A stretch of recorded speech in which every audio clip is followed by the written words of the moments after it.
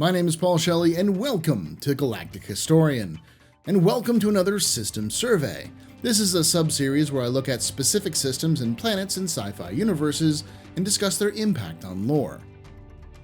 This system survey is on a system which is unique for being one of the few populated UEE systems to not have a dedicated landing zone on a planet, while also a historically important border world with the Xi'an, the system of Hadrian. Before we get started, I want to personally thank y'all for your continued support. The growth of this channel has been awesome to watch. If this is your second time enjoying one of these videos, then that should mean you enjoy this content. And if you're enjoying this content, that means you should hit that subscribe button and make sure that you also hit the little bell icon to know exactly when these come out. With all that being said, let's look at the system of Hadrian.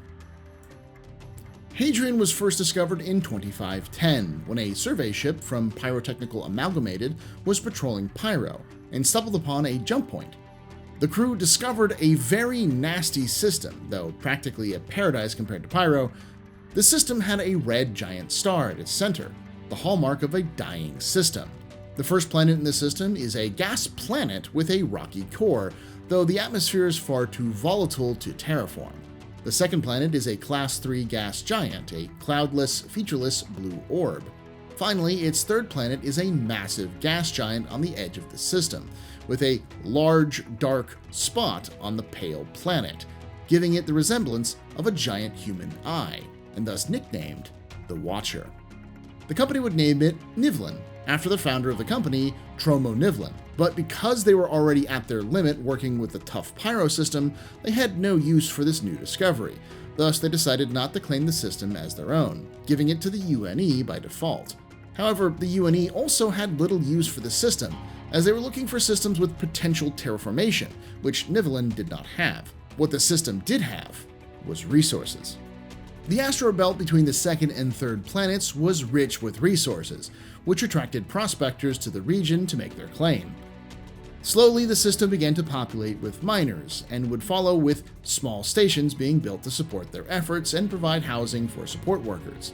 It's important to emphasize how small this population was, as it was nowhere near the scope of similar systems, even Pyro, in terms of growth. However, the face of exploration would soon change, irrevocably, and a discovery was made that would change the Nivlin system forever.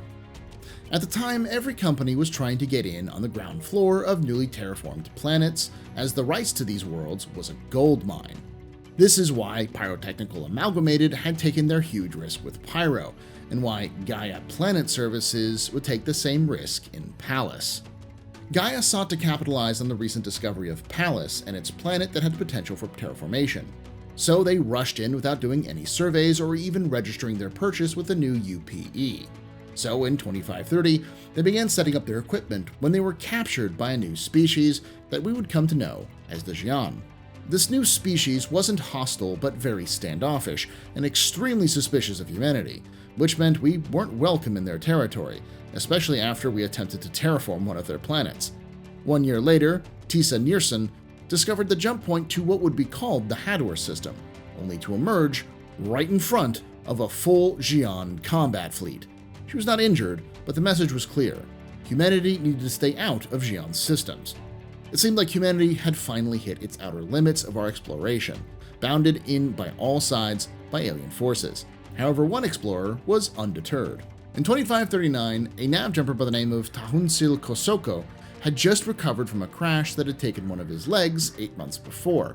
He left the hospital, bought a new ship, and immediately started for the Nivlin system, with the goal of quote-unquote scanning his way across the verse. After 3 weeks of intensive scans, he found a jump point, leading to a protoplanetary disk of gas and minerals swirling around its star. The discovery of this system, eventually named Gurzil, briefly made Nivlin the main jump-off point for scientists eager to study the process of a planetary birth in person. However, this too would come to a halt when in 2542, a lone Xi'an scout was seen in the Gurzil system, indicating a connection from Gurzil to Xi'an space. With that, the UNE military shut all civilian traffic down to both Gurzil and Nivlin, claiming Nivlin and turning it into a frontier fort. The military realized that Nivlin was a strategic system in keeping the Xi'an out of human space.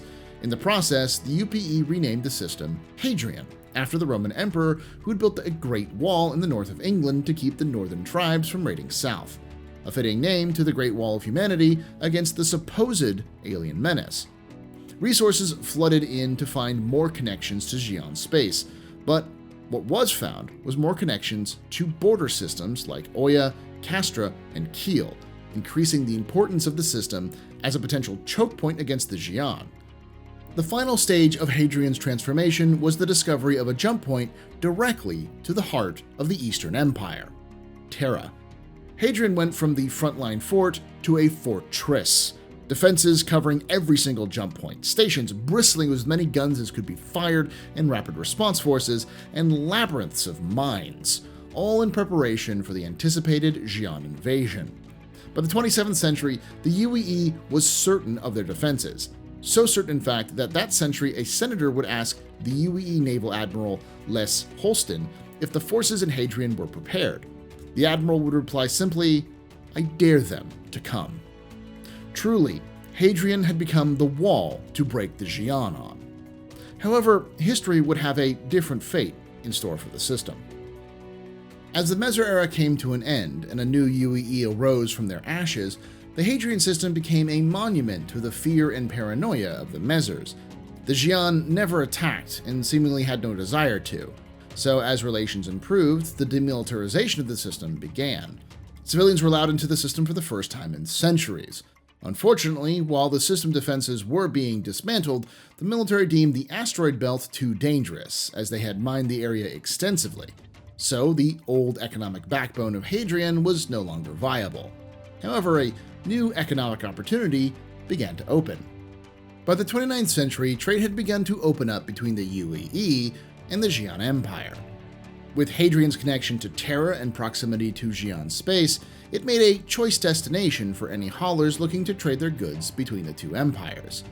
That, combined with the state-of-the-art and robust former military facilities, turned commercial hubs, built to handle fleets of massive ships, made for a great location to restock, refuel, and repair, with extensive berths for travelers to stay while waiting and resting. Even though travel was often slow, due to the various checkpoints, scanning locations, and mazes of mines to navigate, these same obstacles heavily discouraged outlaws from trying their luck in the system, making it one of the safest routes towards Xi'an space. While the initial focus was on the former military stations, a keen traveler saw some value in the other stations that still dotted the system, abandoned for centuries. Delilah Havers was a teenager when she was captured by slavers and sold to a Banu trade suli.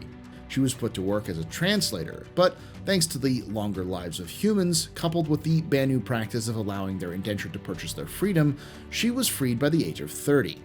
However, when she left her suli, she was a changed woman, having been immersed in Banu culture and traditions. The main skill she learned in her suli was the delicate art of trade negotiation. She used this skill to amass a small fortune as an independent trader. In 2881, while traveling through Hadrian on a trade run, an idea hit her as she passed by an ancient abandoned station. All these derelicts would make a perfect flotilla. Flotillas are a Banu practice of linking large ships and stations together through temporary corridors to create an ad hoc station used for trade.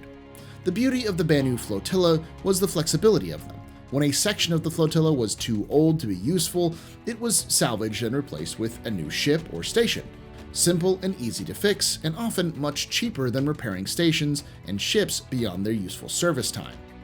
Delilah bucked tradition, as typically these flotillas would happen organically. She would lash these stations together to make an artificial human flotilla of stations. Purchasing these stations for a bargain, she began transporting them to a single location, at one of Hadrian II's Lagrange points, and had them form the nucleus of the flotilla. By doing this, she managed to create a service center capable of handling multiple large transport ships and their crews at the same time, but for significantly less than the cost of building a new station from scratch. She named the flotilla Kedzu, which is the Banu word for reef, because the structure reminded her of reefs she had seen as a child on Goss. However, it had become commonly known as Kedzu Reef thanks to the confusion by most human traders. It has become the largest population center in the system, with human Xi'an and even Banu coming to see the sights, spend credits, and make deals. Kedzu is still growing today and has managed to spawn a number of rival stations in the neighborhood to take advantage of the large traffic going through the flotilla. Hadrian is a system always in transition, from a sleeping mining system to an impenetrable bulwark of humanity to a mecca of trade and commerce. Nothing is for certain as to the future fate of the system, but with the passage of the Human-Xi'an trade agreement, the system is set to explode even further, with trade flowing even faster between the two empires. What is known for sure is that if you're heading through the Hadrian system, keep in mind the old flotilla jingle. From the softest sheets to the freshest beef, nobody matches Kedzu Reef. That was the history and lore of Hadrian. I hope you enjoyed our look at this ever-changing system. If you did, remember to tap that like button and tell your friends in order to spread the word. I'd also like to thank those Patreons on screen now for helping make all of this possible. If you want to join them, the link is in the description. For as little as $5 a month, you can get early access to videos, including a timed exclusive covering the entire history of the Star Citizen universe, whose first episode has recently been released to the public. Check it out in the top right to see what $5 a month will get you. For now, let me know what system you want me to cover next in the comments below. And as always, remember, ex Historia ad Astra.